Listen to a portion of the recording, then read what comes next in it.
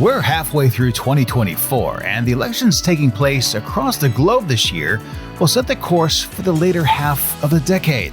Political landscapes are shifting, and the outcomes in 4 contests could shape our collective future.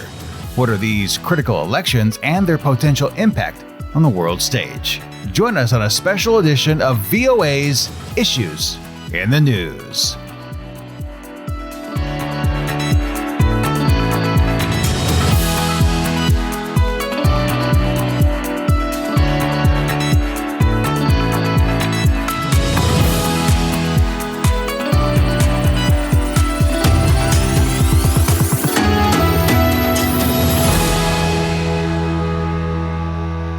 Hello everyone, I'm Steve Miller. Well, both Lori London and myself are out this week, but we wanted to share with you an interview I did last year that provides some insights on the days, months, and perhaps years ahead. Russia, India, the European Parliament have already had their elections this year, and the United States is scheduled to do so in just a few months. The votes that have been cast could potentially steer the course of nations and the interconnected world. Adriano Bossini is RAIN's Director of Analysis, a risk intelligence company that provides access to critical insights, analysis, and supports businesses. I spoke to him last fall over WhatsApp before any of the 2024 elections took place, which is why the statements are forward-looking. I guess where I want to begin is that you identified 4 different, I don't want to say countries because the EU's in there, but four different elections taking place in 2024 that you say can help shape or will shape the latter half of this decade. And I guess where I want to begin is, before we get into the nuances of those 4 elections, what do you see as the overall importance of these elections in terms of driving policy, driving international relations, and driving the interactions that people have around the globe? Yeah, we are talking about 4 of the largest economies in the world and 4 of the most impactful countries in the global arena. We are talking about, of course, the United States, the European Union, India, and Russia. We are talking about a population of roughly 2.3 billion people, a GDP of approximately $42 trillion. We are talking about countries that are willing to be active players on global affairs. And yes, it is a coincidence that the 4 of them are holding elections in 2024. And I want to be clear about this. We are Ukraine a bit generous when we talk about Russia as an election, because we all know that it's not a proper election, and we know that Mr. Putin or someone he chooses will be elected with almost no real opposition. But it also fits the pattern of 4 big territories making leadership choices in 2024. What do you see as potential outcomes or impact of the Russia? Taking a look at the 2024 elections in Russia, there's some concern whether or not they'll be free and fair, with either Russian President Vladimir Putin obtaining re-election or perhaps a designate winning the election in his stead. What do you see as the potential impact for that election having on the world stage? Significance. These territories, these countries are vastly different. Of course, we cannot really compare Russia, which is not a democracy, with the United States, which is a democracy. We cannot compare the European Union, which is a bloc of 27 countries with their own governments that appoint supranational leaders, to India, which is a monster of an election that will take place over 2 months. But they do have a common feature, which is that nationalist populism will play a significant role in all of them. This is an ideology that is often very difficult to explain or to classify. But broadly speaking, this is an ideology that tends to promote a strong sense of patriotism. It presents other countries as enemies. It pursues protectionist trade policies. It criticizes globalization. These are all leaders that tend to polarize their own domestic societies along ideological, ethnic, or cultural lines. They, in many cases, they threaten the rights of minorities. They promote traditional cultural and social values. Many of them also tend to centralize power and to limit institutional checks on their authority while questioning the credibility of media outlets and restricting freedom of expression. Of course, each case is different. I am not saying that the four territories that I am talking about here are exactly the same and the same things happen in each of them. There are nuances, there are different degrees to which this happens, but broadly speaking, nationalist populism will play a significant role in all of these elections. Going somewhat in reverse order, I wanted to touch base on Russia first, because as you mentioned, Western analysts and election observers in general do not believe that elections in Russia, the Russian Federation, will be free and fair, and that either President Putin will be reelected or, as you mentioned, his designate will be serving in that role. So, aside from the population of the Federation and its ongoing war with Ukraine, what do you specifically see as the importance of that outcome? Yeah, so as you said, this is not going to be a free or competitive election. Putin or somebody of his choice will win with little to no real opposition. But the interesting thing about what will happen next year is that the political process will be operating at a time when the social and economic impacts of the war in Ukraine are starting to be fully felt. There will be a big issue, which is whether or not Russia has to call for a widespread mobilization, as they need extra men to continue the war efforts in Ukraine. This would be an extraordinarily unpopular thing for Putin to do, even in the context of an autocracy with little to no real opposition. It would be very unpopular. So this will probably, almost certainly, I would say, not happen before the election, but the chances of mobilization happening after the election will increase because there is no end in sight for the war in Ukraine. But perhaps more importantly, for the future of global affairs, the election will not alter Moscow's assertive nationalism and its push to defend Russia's role as a global power. Quite the opposite. The election will have very strong nationalist, patriotic overtones, with a very strong message that we are fighting for the motherland and they are protecting ourselves against our many enemies around the world, which means that the chances of the Kremlin ending its invasion of Ukraine are extremely low, and so are the chances of a ceasefire with Ukraine, let alone a peace treaty, which we don't see in the foreseeable future. Well, first of all, thank you very much for that, because I think that paints a very clear picture on what is looking to take form in Russia and the Russian Federation. Moving southernly to India, I wanted to ask you about India. You mentioned the incredible expansive process that India goes through when it has an election, and the populist movement there. We're looking at a possible name change in English to the state, moving away from India, which is, some have expressed a name of colonization going back to Bharat. What do you see as potential, risks for the world, given that Narendra Modi, the Prime Minister of India, has maintained somewhat close ties with Vladimir Putin in Russia? Yeah, it's Modi's two administrations have been full of contrasts, right?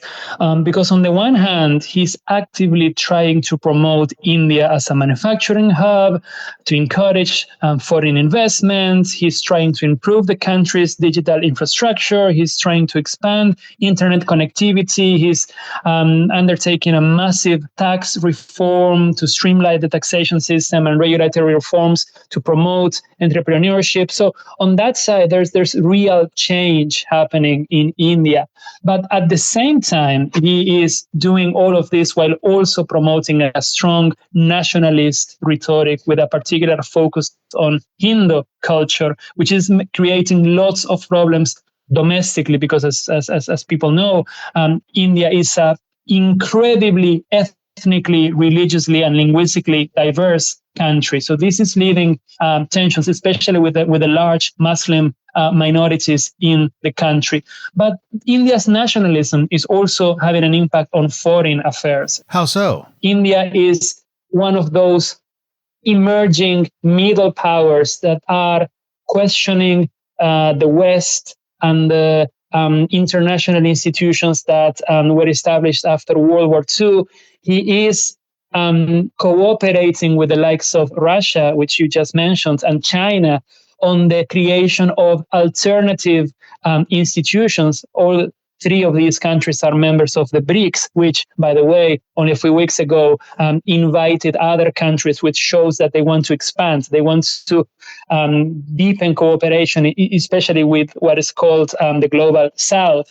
They are also trying to fight against the supremacy of the US dollar as the global currency. We know that all these projects and all these ideas face massive challenges. None of this is going to happen immediately. But India is one of those countries where you see this active push by middle powers to challenge the global order that was built over the past 6 or 7 decades. You're listening to VOA's Issues in the News. I'm Steve Miller, and we're speaking with Adriano Bossoni, RAIN's Director of Analysis.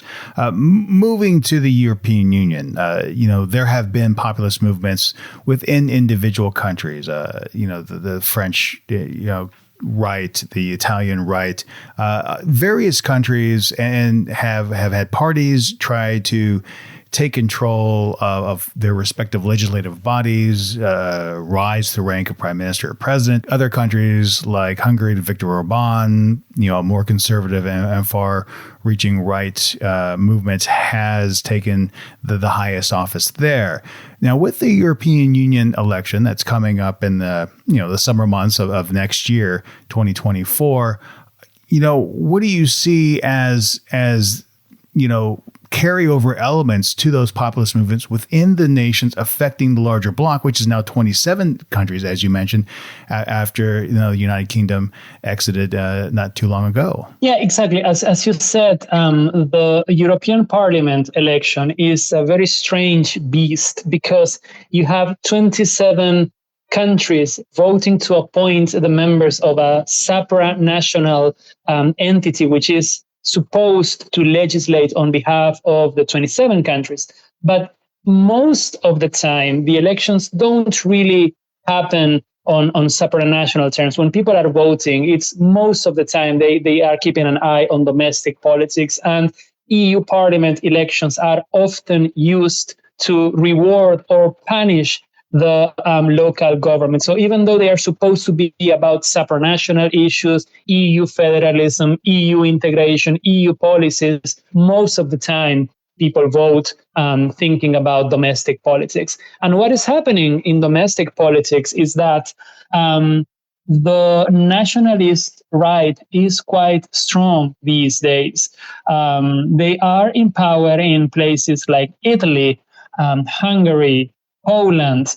They are quite popular in places like France, like Germany, where actually the far right is polling at extraordinarily high levels, which is quite problematic in a country like Germany with all of its history, right? So this is a point in European politics where the nationalist right is quite popular. And opinion polls suggest that because of this, the nationalist right will perform quite strongly in the EU Parliament elections.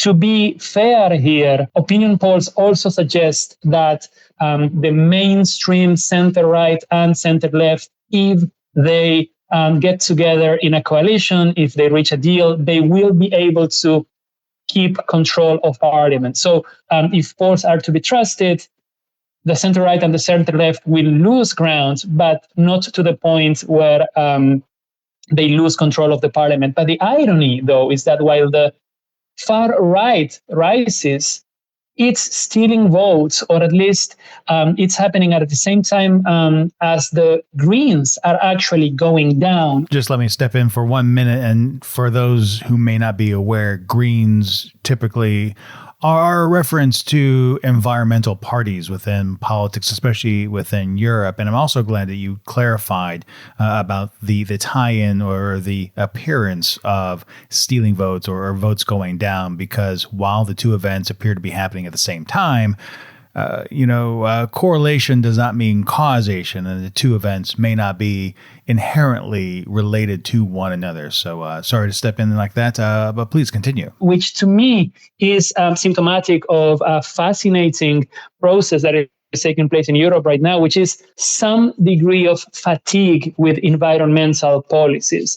There are many people in many parts of Europe that perceive that the energy transition is happening too fast, that the energy transition is imposing extraordinarily high economic costs on companies and on households, and that Europe needs to take a breath from the very fast push against climate change. We see this, for instance, in a country like the Netherlands, where an agrarian political party is polling super strongly ahead of general elections next month. And you would say a highly developed country like the Netherlands, with a very important services sector, with a very important manufacturing sector, it's quite unusual to have an agrarian, a farmers' party actually polling so strongly. The thing is, there's a lot of people, especially in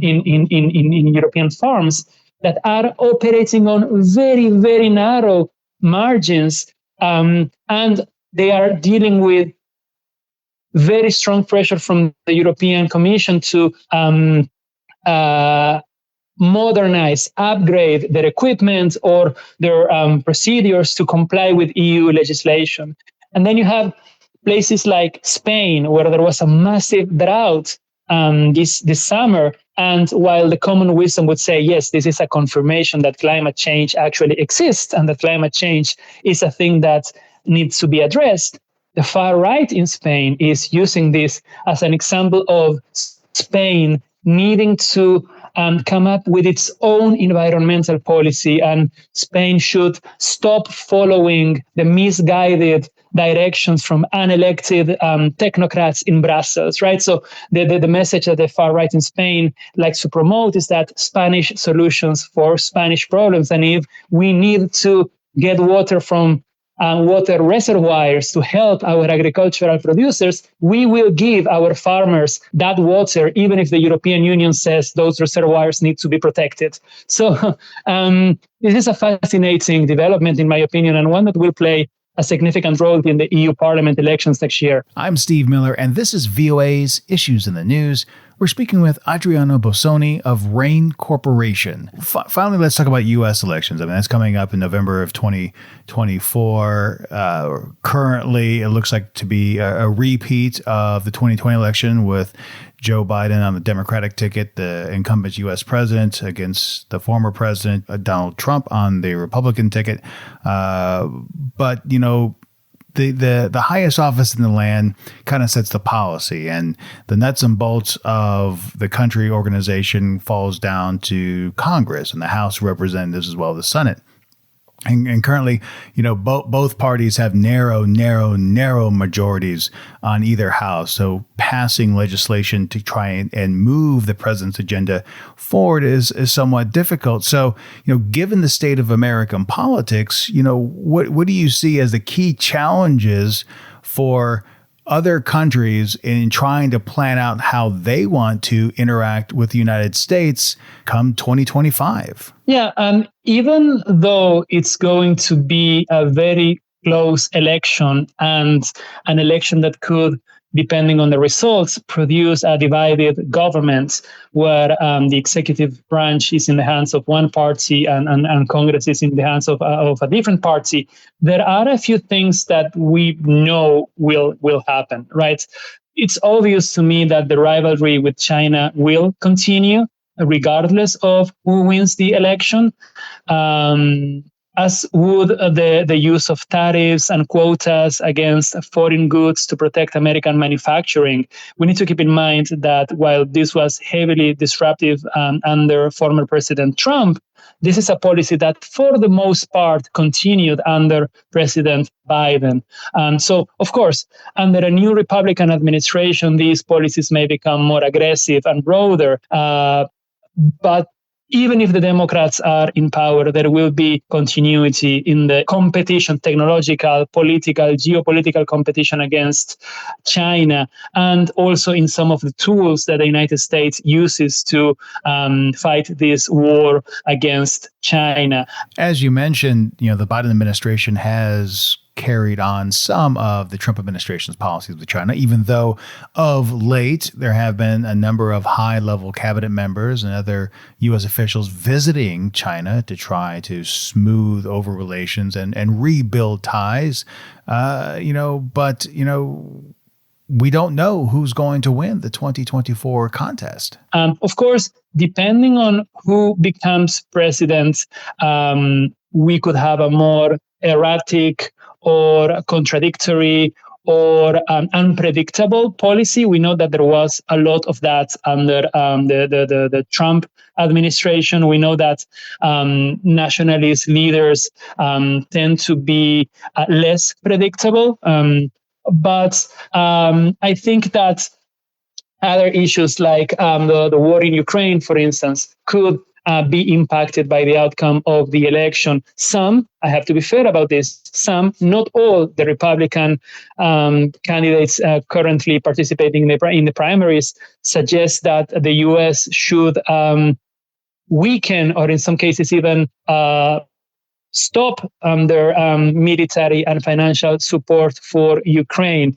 And this is something that some politicians in Europe are saying as well. So if we have a configuration, this alignment of points of view in the United States and in Europe starting in 2024 and especially in 2025, Ukraine may be put to a corner. Ukraine may find itself in a situation where it has little choice but to reach some kind of settlement with Russia, because it will simply run out of money, weapons, and men to fight the war. So this is something that could impact 2025, maybe 2026. And we should say that Ukrainian President Volodymyr Zelensky and other members of his government have repeatedly said that there will be no concessions to Russia to end the war. And during the week of the United Nations General Assembly, additional aid has been announced to help Ukraine in its defense. And then there's one final event that I think will also be crucial for U.S. foreign policy, which is the events in Taiwan. Taiwan is going to hold an election early next year, in which, if polls are correct, the nationalist candidate who has a very anti-China rhetoric and pro-Taiwanese independence rhetoric is expected to win. And we know that China has been very anxious about this election. There have been several military drills in recent months because of the tensions created by the election. So if the nationalist anti-China candidate wins in Taiwan, this will test America's resolve in protecting the island. It will also test Taiwan's partners and America's partners from Japan to South Korea, which will have to have a very intense internal debate over the extent to which they want to become involved in a conflict, a potential conflict over Taiwan. So regardless of who wins the elections in the United States next year, I think the challenges will be the same. Adriano Bossoni is RAIN's Director of Analysis. RAIN is a risk intelligence company that provides access to critical insights, analysis, and support to its business members. We're speaking over WhatsApp. Adriano, thank you very much for this fascinating conversation. Thank you so much for having me. It was a pleasure. And that's going to do it for us this week. Be sure to join us next time on VOA's Issues in the News. Until then, I'm Steve Miller.